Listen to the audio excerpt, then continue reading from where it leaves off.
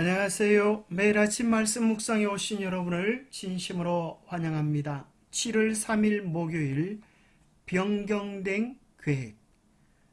우리는 출애굽기에 대한 연구를 하고 있습니다. 기억절.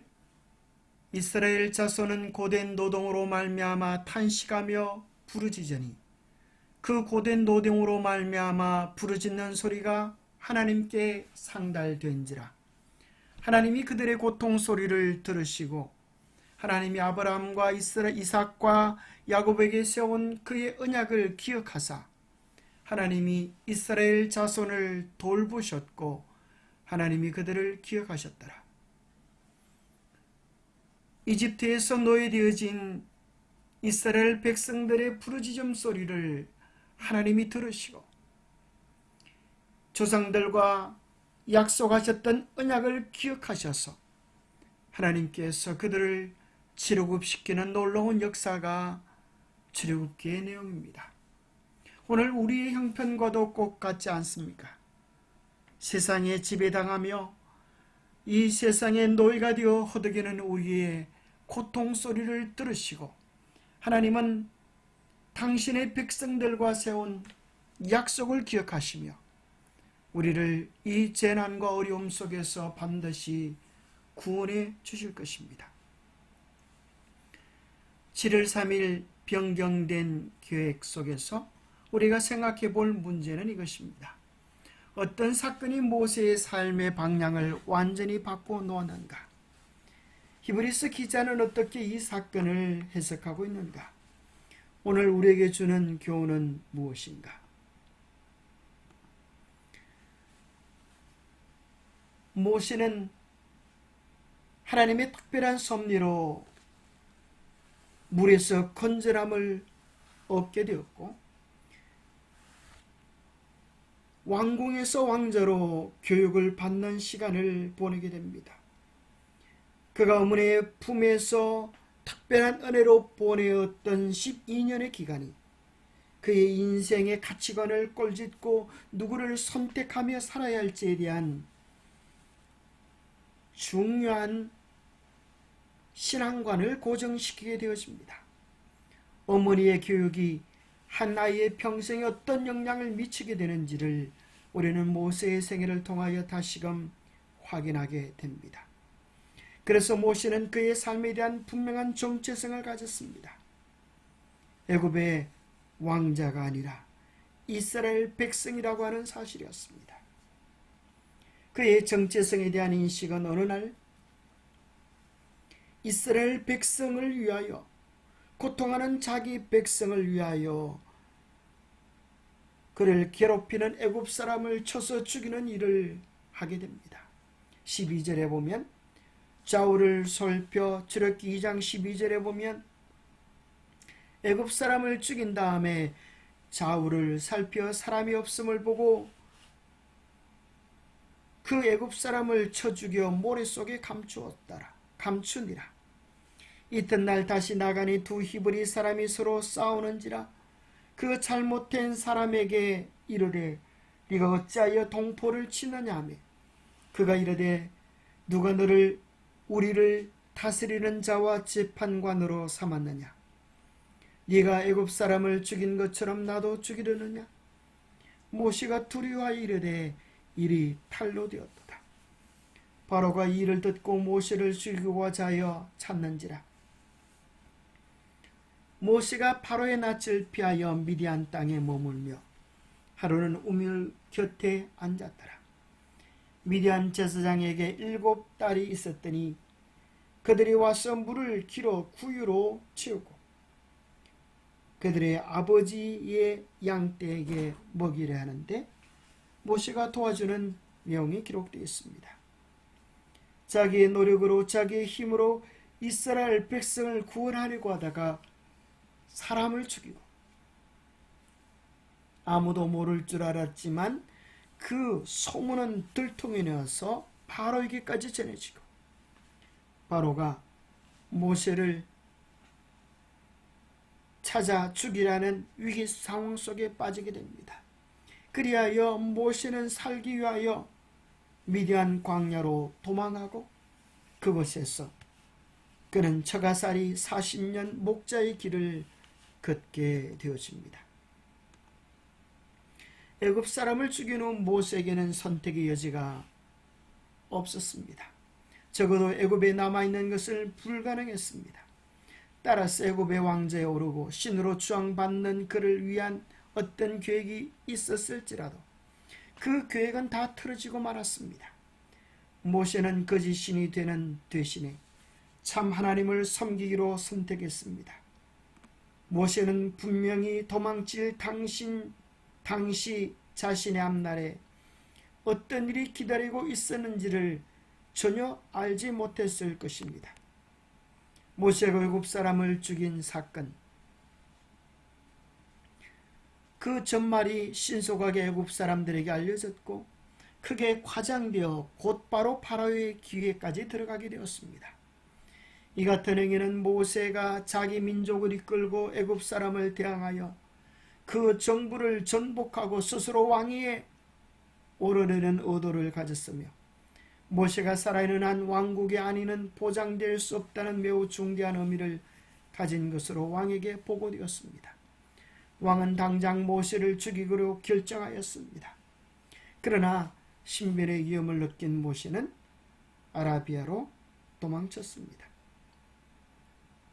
그가 스스로의 힘으로 구원하려고 했던 노력은 실패로 돌아가고 도망자가 되어졌던 모세의 생에 대하여 히브리서는 어떻게 설명하고 있습니까? 히브리서 11장 24절부터 26절은 이렇게 이야기합니다.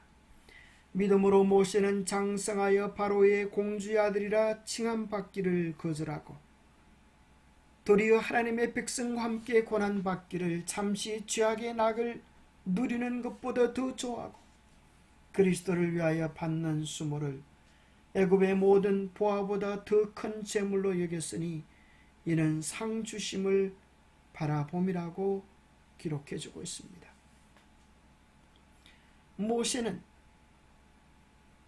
가만히 있기만 해도 애굽의 왕이 될 수 있는 자리에 있었습니다. 그러나 그런 애굽의 모든 영광보다도 잠시 누릴 죄악의 낙보다도 하나님의 백성과 함께 고난받기를 선택했습니다. 도대체 어떻게 이런 선택을 할 수 있게 되었을까요? 그 이유는 보이지 않는 일을 보는 것 같이 하여 살았기 때문입니다. 애굽의 모든 보화보다 더 큰 상을 주실 하늘의 상급을 바라보았기 때문에 이런 위대한 선택을 할 수 있게 되었습니다. 그가 만약 애굽의 영화를 선택했다면 그는 지금 바짝 마른 미라가 되어서 사람들의 구경거리와 조롱거리가 되었을 것입니다. 그러나 그는 다행히도 하늘을 선택함으로 하늘에서 영광을 누리는 하나님의 백성의 축복을 하늘 왕자가 되어지는 영광을 누리게 되어진 것입니다. 이 귀중하고 존귀한 선택은 감사하게도 우리 모두에게도 주어져 있는 것입니다. 세상을 선택하며 세상과 함께 멸망할 것인가? 아니면 하늘을 선택하고 하늘 왕자의 축복된 삶을 살 것인가? 현명한 선택을 할 수 있는 우리 모두가 되기를 축복합니다. 온 세계가 자기 앞에 있었으나 그는 부와 존귀와 명성을 얻을 수 있는 가망성을 거절하고 도리어 하나님의 백성과 함께 고난받기를 잠시 죄악의 낙을 누리는 것보다 더 좋아할 수 있는 도덕적인 힘을 가지고 있었습니다. 겸손하게 순종하는 하나님의 종들에게 주어질 최후의 보상에 관하여 가르침을 받은 모세에게는 세속적 이익은 아무런 가치가 없었다. 바로의 장엄한 궁전과 왕의 보호자가 모세를 유인하고 있었다. 그러나 모세는 그 궁정 안에 사람들로 하여금 하나님을 잊어버리게 만드는 죄악적인 쾌락이 있다는 것을 알고 있었다. 그는 호화 찬란한 궁전 저편, 곧 군주의 왕관 저편에 있는 죄로 물들지 않은 나라에서 지극히 높으신 분의 성도가 받게 될 지극히 높은 영광을 바라보았다. 그는 믿음으로 하늘의 왕께서 성리자의 머리에 씌워주실 불멸의 왕관을 바라보았다. 이 믿음이 그로 하여금 비천하고 가난하고 멸시받는 민족과 연합하도록 했다. 모세의 생애는 120년으로 맞춰집니다. 그의 생애를 40년씩 세 시기로 나눌 수가 있는데요.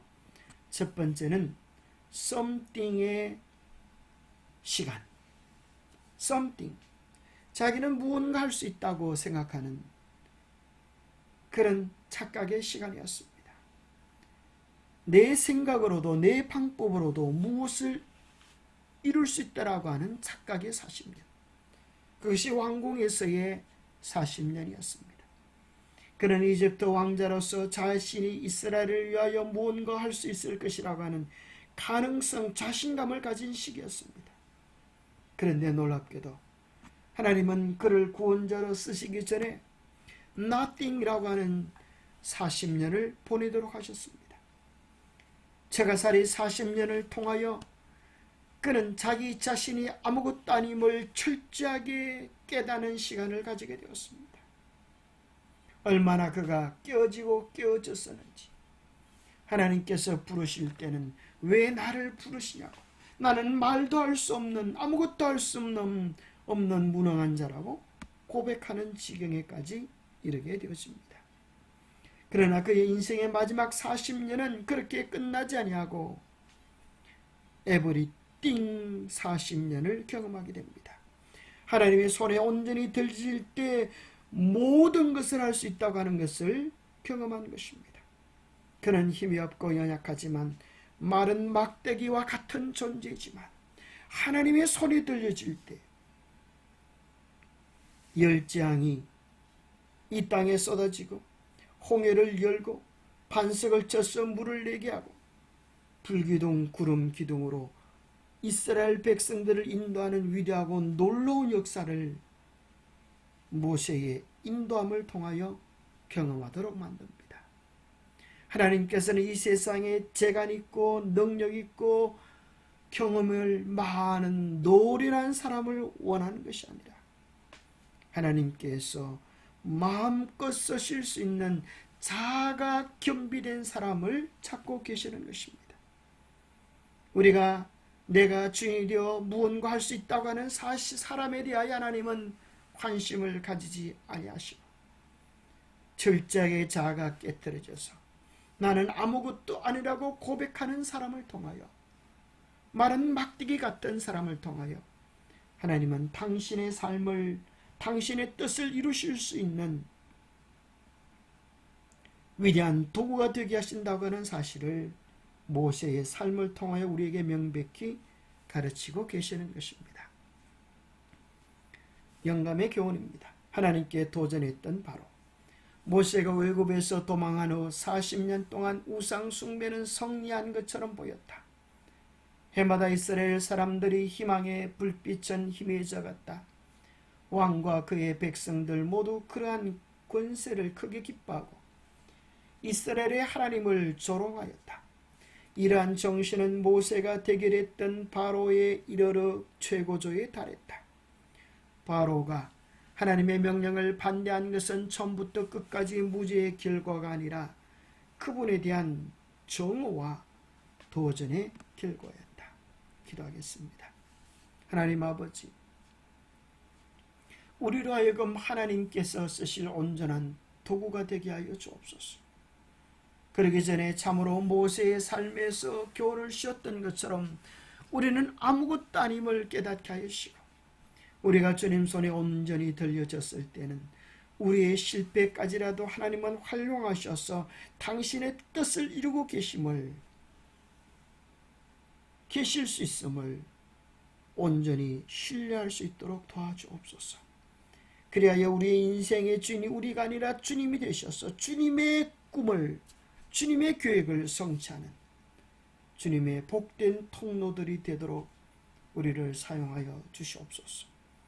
우리의 고집과 우리의 성급함과 우리의 게으름과 우리의 비겁함이 주님의 일들을 그르치지 아니하도록 매 순간 성령으로 우리를 다스려 주시옵기를 우리 주 예수 그리스도 이름 머지하여 간절히 간구하옵나이다.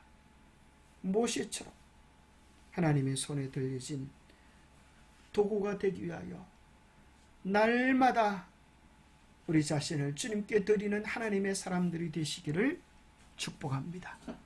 그것처럼 우리 인생을 위대하게 가치 있게 만드는 것은 세상에 도무지 없기 때문입니다.